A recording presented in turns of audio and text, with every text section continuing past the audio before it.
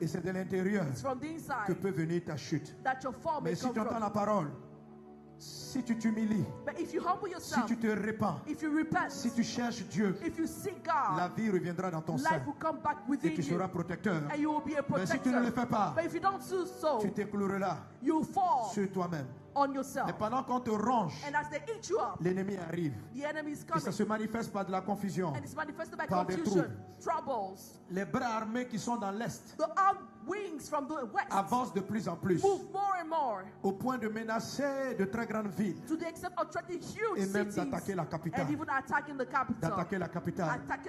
Car déjà plusieurs agents sont déjà dans la ville, sont positionnés dans la ville pour t'attaquer quand tu seras faible. Mais si tu t'humilies et tu te répands, Dieu te fortifiera, Dieu te gardera.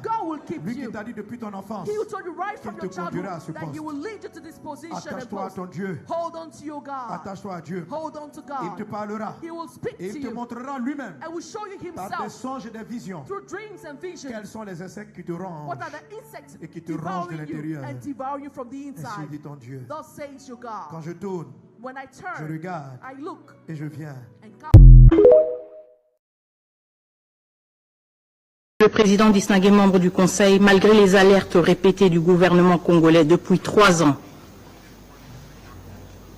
ce Conseil est resté passif. Ce Conseil ne peut se contenter de déclarations de préoccupation ou de rester simplement saisi de la question. Son mandat, son devoir est de protéger la paix et la sécurité internationale, de défendre la vie humaine sans distinction d'origine, de race, de religion ou de genre. Ce Conseil est le garant de l'espoir et de la foi en des jours meilleurs, des jours de paix, de développement et de prospérité. C'est pourquoi nous appelons ce Conseil à agir de manière décisive et immédiate, conformément aux preuves accablantes fournies par le dernier rapport du groupe d'experts. Voici les actions concrètes que nous exigeons. Le Conseil de sécurité doit ordonner immédiatement la fin des hostilités par le Rwanda et exiger le retrait immédiat des troupes rwandaises présentes sur le territoire congolais.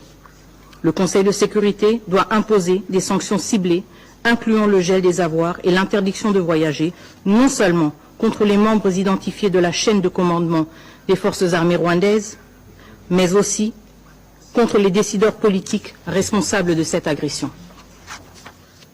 Le Conseil de sécurité doit imposer un embargo total sur les exportations de tous les minerais étiquetés comme rwandais, en particulier le coltan et l'or, afin de mettre fin à l'exploitation illégale des ressources naturelles de la République.